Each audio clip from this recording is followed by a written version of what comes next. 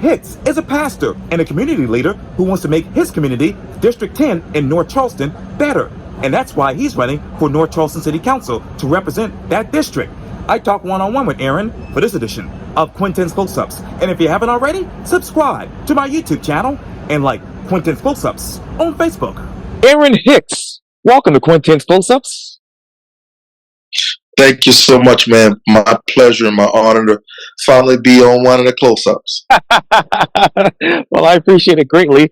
I'm bringing you on Quintin's Close-Ups because obviously you are a native of North Charleston. You are a pastor, a community leader, and somebody who's been very revered in the community for a long time. And now you are using your experience as a pastor and community leader to become the next leader of North Charleston City Council's District 10 seat, which is mostly the south end part of North Charleston, Acapee, and all those other areas. Tell me, Mr. Hicks, why this position? Why now? I've probably asked myself that question probably 100 times within the last year. To be perfectly honest with you, Quintin, I have grown up in this city, and I have watched my district be underserved. I've watched our people have to fight just for simple livability of rights in District 10. And so I was very heavily involved in the community the last 4 years. And it was my mom who said to me that, son, you can only effect so much change without a seat at the table. And so I asked her, I said, what do you mean? She said, if you really want to affect the livability and the quality of life, you need to run for office to be able to make a difference. You can't affect it. You can't affect change without a seat at the table. Your voice can only go about so far. So I decided after much prayer, after much soul searching, I decided about 3 years ago that it was time for me to run for City Council of North Charleston District 10. So what exactly is the quality of life right now in District 10? It depends on who you're talking to. I will say this: District 10, because of the redistricting of the lines, is probably one of the most unique districts in the entire city. And the reason why I say that is because with the lines being redrawn how they were, we now have half of Park Circle as our part of our district. And so what I mean by it depends on who you're talking to. So on one side of the track, those who live in the Park Circle area, you will hear major concerns as traffic control, neighborhood preservation. On the other side of the track, where you see Union Heights, Acapee, Dorchester Terrace, Shakora, Cherokee, you may hear individuals say that what's important to them is public safety, the crime, affordable housing, food desert. So literally our district, my team and I, we've had to literally formulate 2 different platforms, because on one side of the track, you would see the quality of life, I would say, is an A+. And then on the other side of the track, you would say the quality of life is a D+. Because on the side that I grew up in, we're still fighting just to even have a grocery store. We're still fighting just to get the quality of roads paved, adequate speed bumps, passing schools. I can go on and on and on and on. I could just go on and on. And as a disclaimer, of course, I have, that was my old running route, from downtown Charleston, up Sproul Avenue, up Meeting Street Road to Park Circle and back downtown, which was a challenge on the weekends when I did run, and I missed that running route a lot. But I know some of the issues there, including, as you mentioned, the food desert that is. So what would be your 5-point plan to actually bring a grocery store into your district right now? To be perfectly honest with you, and I can't disclose all of it, even as an unelected official, I've already been lobbying to make that happen. There are some things that are going to be transpiring in the next few weeks. We've already found out that another grocery store right next to us in District 5, which is the food line on the corner of Leeds and Dorchester, is closing. So we're actually going to be yes, sir. We're going to be even faced with even more Harvest of being a food desert. But what I will say is I've built a strong relationship with Mr. Shannon McPherson, who is the new owner of Save-A-Lot, that sits on the corner of Durant and Rivers Avenue, and has done a wonderful, wonderful job renovating and building the quality of that store. And like I said, I can't disclose everything at this point in time, but I will say that if the people look in the next few months, they should see some ground roots work that had grassroots works that has been being done behind the scenes to address this food desert issue. What are the grassroots issues that are being addressed right now? In our district, District 10. Oh, as far as bringing a grocery store into District 10. Yes. So like I said, there's some things that are being done behind the scenes that's going to hopefully lobby to be able to bring a grocery store to the south end. More importantly, to District 10 hopefully in the next year. We'll be able to see that happen. Back in 2005, when Dixie closed, that was the last grocery store that we had in District 10. And at that time, the mayor of North Charleston, Mayor Summy, allocated along with council that they would support any store that would be willing to come and invest at least $1 million towards that project. And so we're doing our best behind the scenes to lobby and work with some of the individuals on council to make that happen. Now, Mr. Hicks, let me ask you, since from 2005 to right now, how many stores have actually put in a bid to open a grocery store on the south end of North Charleston? The truth of the matter is, I think that's one of the problems with our district right now, that there has not been a total transparent. There haven't been total transparent moments between the city council and the people. To be truthfully honest with you, I've heard different council members. I've heard mayor. I've heard. More recently, I've heard our current councilman say, we've tried to reach out to this person, that person, but there are never names given, so I can't truthfully adequately say that individuals have been asked or we have gone to the table. I know some time ago, Reverend Bill Stanfield, who's the director and president of Metanoia, I know him and Councilman Brown some years ago went to lobby for Save-A-Lot that time to come to District 10, but when CBS closed on the corner of Durant Rivers, they went at that location instead. Now, since then, I can't tell you adequately and truthfully that any other store has been approached. Now, and I know, they've had these meetings and, the city councils have meetings about this as well. So how much money is city council currently putting aside to actually court a grocery store to come to the District 10 area?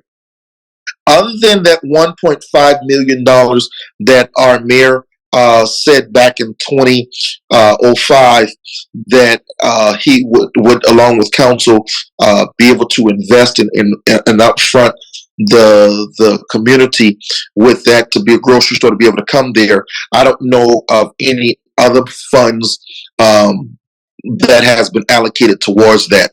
I do know most recently there has been in an undisclosed amount allocated towards Mr. McPherson's company to be able to open another Save-A-Lot in Upper North Charleston. That happened recently at the council meeting. I don't have the numbers because that wasn't disclosed, but I do know he was given some money to be able to help open another store further up Dorchester Road. Now, Mr. Hicks, let me ask you this then. Where exactly is ideal land right now for a grocery store in District 10? I think the land is still available right where Pine Haven Shopping Center was, where the Teddy Pryor building was just recently opened, along with between that and Restaurant Depot. There's enough adequate land there where we could place a grocery store. When you look at the size of the Silver Lot on the corner of Rivers and Dorchester Road, I think at least two sides of those buildings can fit right there in that property. I've spoken to Pastor Aaron Williams, who's the pastor of Lord of the Harvest Church right there, Yes. and all of those businesses are willing. All of those businesses are willing and ready to work with any grocery store that's willing to come and help because they understand the need for the people. And what exactly are the needs of the people in District 10 right now when it comes to that, having a grocery store? To be perfectly honest with you, man, I believe District 10 is probably, and I want to be very frank when I say this, District 10 is probably one of the most unprioritized districts in the entire city. When you come from downtown and you drive through District 10, it's almost like you're going through a whole nother city until you get back to North Charleston. So when you ask what are some of the needs of the people, I think number one, the first thing needs to be is we need adequate representation to be able to advocate and represent us in the council chambers. When funds are being allocated for sidewalks, when funds are being allocated for drainage, when funds are being allocated for economic development, we need the right representation to be able to speak up for us and to advocate for us. And then not only that, once things have been allocated, we need the right leadership to be able to follow through and make sure that we're not at the bottom of the totem pole, always being last and always being overlooked. I know we're District 10, but that doesn't mean we have to always receive everything last.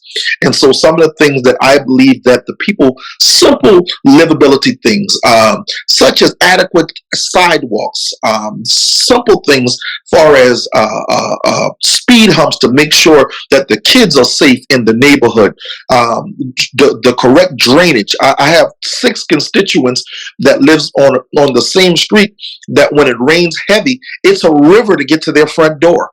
And it's been like that. I asked a lady the other day while canvassing. It's been like that for 14 years. It's been like that for 14 years. Wow. So let me ask you this, Mr. Hicks, then. How many infrastructure projects are there currently in your district? That's a very, very, very good question. I think the biggest infrastructure project that everybody's going to be looking at right now is the Old Navy base. That's allocated to be between a $4 to $6 billion project.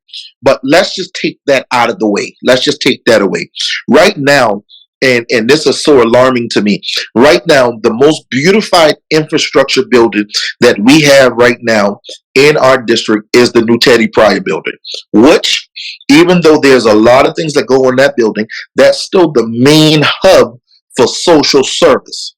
You know, we had a very beautiful state-of-the-art library that was built right next door. But the truth of the matter is that that corner is the biggest of infrastructure beautification that the entire district has. Now we have, and this is not because of council, this is not because of direct representation. We've had adequate local business owners that have said, you know what, I see potential in District 10 and I want to bring my business there to invest. We got some individuals opening restaurants on this end. King's Barbecue is one of them. The Sparrow is coming from Park Circle on up to the other part of District 10. And so I'm grateful to these business owners and these personal developers, Mr. Ham Morrison, who renovated the Starlight Motel who was just featured in the city paper. Individuals like those that said, you know what, no one asked me, but I see it. I see a gem in a cave, and we're going to come and be a part of something great. Where else in District 10 needs to be beautified right now?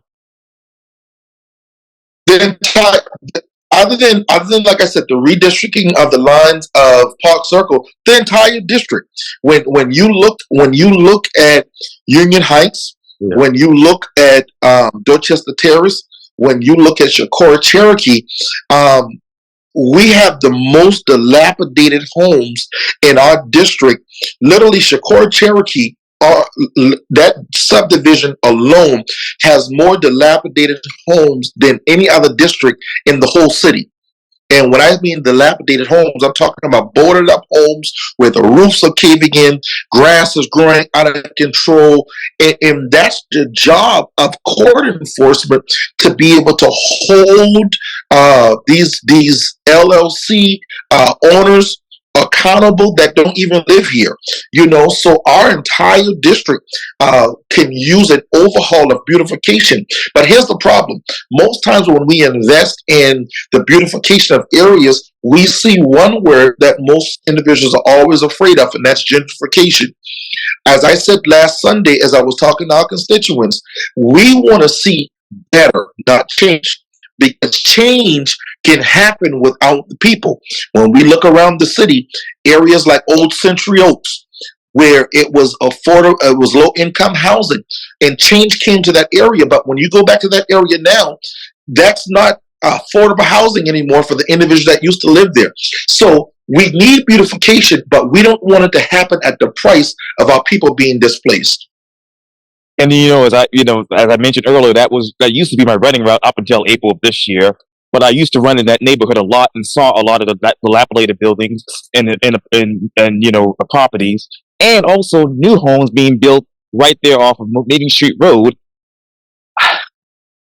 How and when and why is District 10 being gentrified? So I don't think that this is something that just happened overnight. I think this has been a little sprinkle of over the years. And I don't think that gentrification can be prevented, but I do think that gentrification can be controlled. And that's going to be able to come from direct collaboration with developers to make sure that we are working with the Chamber of Commerce, working with CTAR, continue working with individuals like Metanoia, who's done a wonderful job with building affordable homes. I think the city has to continue a direct investment and collaboration to make sure that when these homes are being built, that we get a number of homes continue to being built in the certain margin where we can see workforce housing and we can see attainable housing for individuals that actually want to live there. Okay, what is it? Is it affordable housing? Is it workforce housing? Or is it really attainable housing that you need right now in District 10? So I think that when you look at workforce and affordable housing, it's two different things. When you do, and of course we know those individual things are determined by the median of the wage or whatnot. So I do believe that we need a gist of both. With the rapid transit coming down the middle of Rivers Avenue, you have a lot of individuals that you will find that will want to live in North Charleston, but can't afford to live there right now. So if we continue to put homes that they can afford, that they can still work at hotels, work at fast food restaurants, then I think that we'll find a lot of individuals still wanting to live in North Charleston, But I think that at the top of it, one of the biggest issues that I think that it's being overlooked, but it's being overlooked by the city, but it's one of the most prime conversations right now, is our school districts. You got to understand that the housing market is going to be determined by who lives there. And when you look in our area, when you look in District 10, it's a high poverty area. And poverty, one of my good friends say this all the time, poverty is the mother of crime. And when you look in our areas, you see individuals that desire to want better, but we got to create more jobs. We got to create better education so that they could find themselves becoming homeowners, so forth and so on. How many homeowners do you currently have in District 10? That number, because of the redistricting of the lines, that number currently hasn't been, as far as I know, that exact number has not been definitely allocated or defined. But what I will say is, in the prior to the redistricting of the lines, you have more individuals renting than you have individuals owning their homes. I'll put it that way. So how many renters do you currently have in that district? Like I said, that's another number that I don't believe that's been redefined, but I will say the majority is renting versus owning. And where do you see that number heading in the next 5 years for District 10? Well, I'm hoping that number would be more homeowners than it is renting. And that's one of my prime desires, and one of my prime things on my agenda to address as a newly elected councilman, to be able to establish more home ownership than we do renters in our district. So I'm hoping that number will transpire in the next 4 years. Yes, sir. And speaking of numbers, so what are the last figures of population for District 10? So currently, right now, each area had to literally be allocated. Far as when census came through, we had to actually make sure that the numbers are balanced. Last time the lines were being drawn, we had about a little over 11,000 citizens. Wow. And when you think about, obviously, attainable housing and affordable housing and workforce housing, as my phone drops, where do you see the land right now in District 10? Could you ask that for me one more time? Yes, sir. Where exactly is the land for workforce housing and attainable housing in your district? So that's a really good question, Quintin. To be perfectly honest with you, man, we don't have a lot of land to build on. The naval base is going to be a really good opportunity for us to build some workforce housing, maybe on that land. But also, one of the projects I'm also considering bringing to the table is us taking and investing in buying some of these dilapidated homes and having them renovated to now turn back into workforce housing and affordable housing, because we have so many of them. And the ones that are not, yes, sir, renovated, that's that we would tear those down, and be able to rebuild back that way. And how many dilapidated homes do you have currently in District 10? I don't think I even have an exact number for you. What I can tell you, though, is in Shakora, Cherokee alone, we have about between 75 to 82 dilapidated homes in Shakora, Cherokee alone. Wow. That's just one area. One area, exactly right. And I know about that as well. But let me ask you, okay, so how many LLC owners with those dilapidated homes are there in your district? There's so many. Most of them, about 80% of those homes are owned by LLCs. Some are local, some are not local. I don't have an exact number for you, but I can tell you the majority of them are owned by LLCs. Now, when you talk about Metanoia and obviously their initiative to have affordable housing in the city of North Charleston, how many homes have they built so far that have been actually affordable for District 10? The last time I met with I think young lady who's on the board, I think they were at right at like between 36 to 42 homes. And like I said, they have done an exceptional job. Individuals, and not only them, Habitat for Humanity has built about 6 homes in our district that have been allocated towards individuals that needed housing, and they're still building. My office is right by Shakora, Cherokee, and I rode through the district this morning, and they're literally putting the finishing touches on 7 more homes right now. So my hats are off to Reverend Stanfield and all those that have their part in that, because that has been a godsend for our district. Now, you talk about the district, Mr. Hicks. Well, how many homes in your district have actually been built, say, at a fairly consistent rate? Say that again for me. Yes, sir. How many homes in District 10 have actually been built, say, at a fairly consistent rate? I mean, we have had a number of homes, especially when you look at Union Heights. We have had literally in Union Heights probably anywhere from 15 to 21 homes, two-story homes being built within the last 2 years, right in that community as well. And like I said, with Metanoia, same thing in Shakora, Cherokee. You know, the only thing like with Union Heights, though, we would love to see the same thing we see with Metanoia is that some of them are in certain price range where they can be affordable for the individuals that live there. And so, what is the median income for the people that actually live there right now?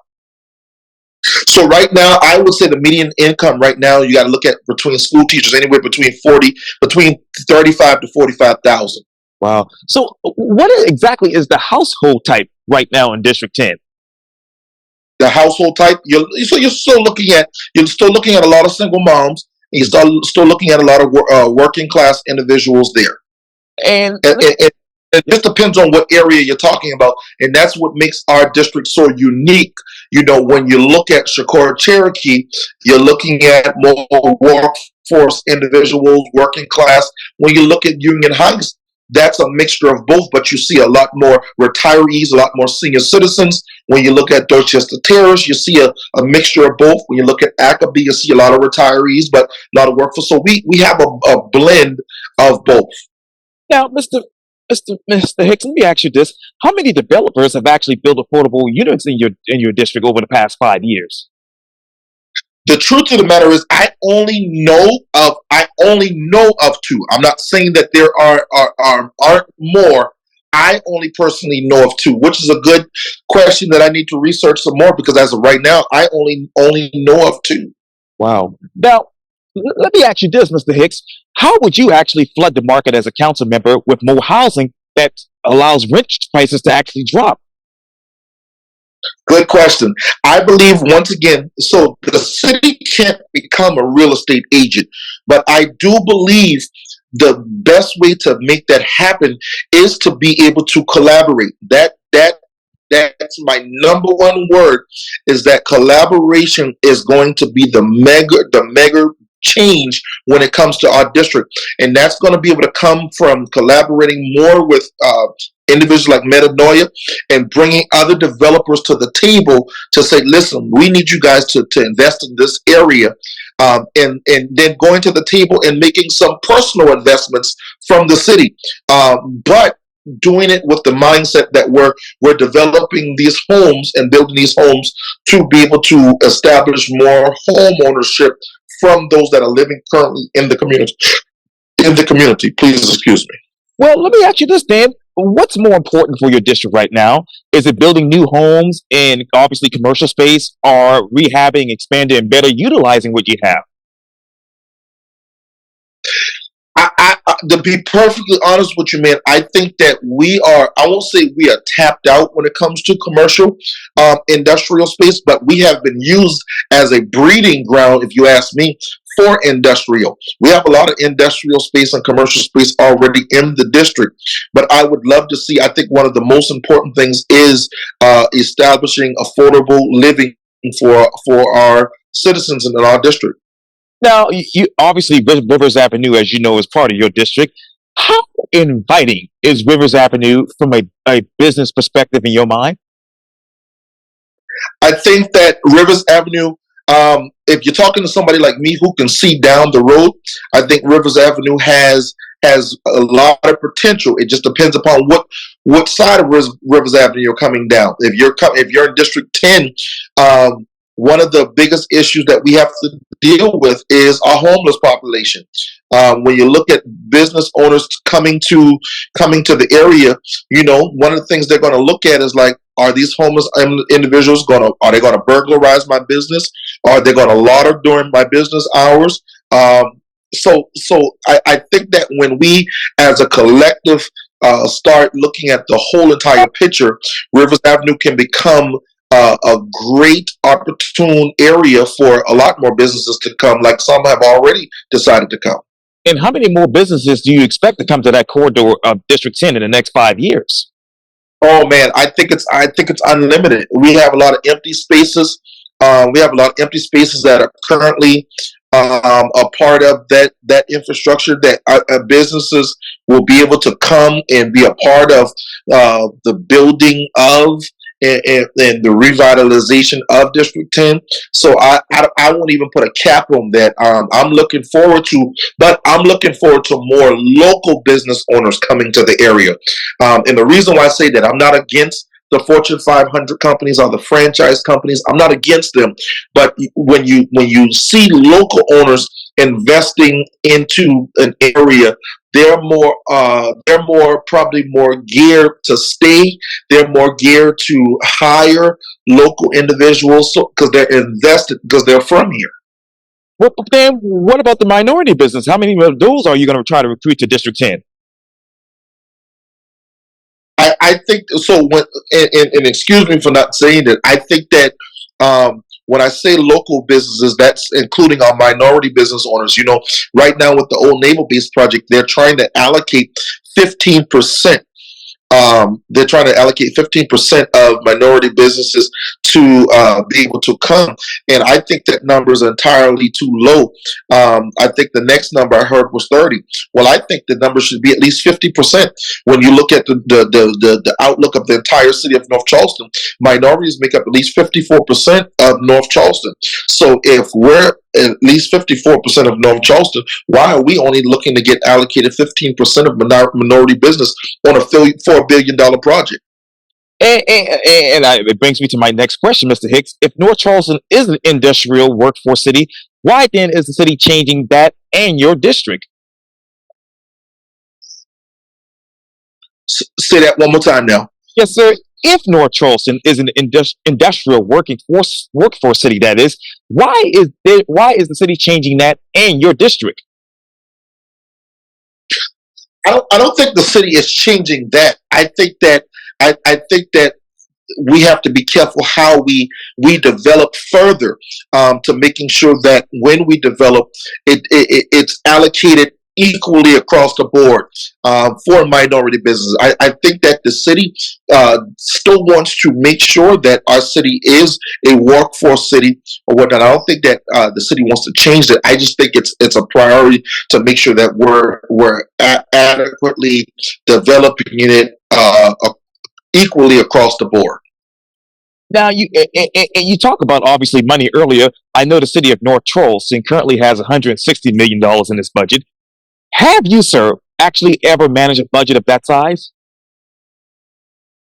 No, sir. I have never directly managed a budget of that size, but I have worked for a number of companies where I have had a large budget. And one thing I will say is, and that's the beauty of having 9 other councilmen and a mayor as well, because we don't manage that budget alone. Now, so when individuals question, have you managed that? I don't think anyone that has ever, even when you look at our current county councilman council, they had like budget of $750 million at one point in time.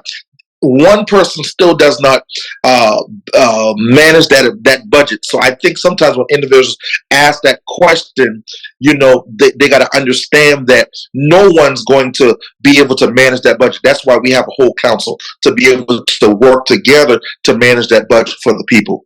And you talk about the people. Will you, as a councilman, put a line item in the budget for capital projects for District 10?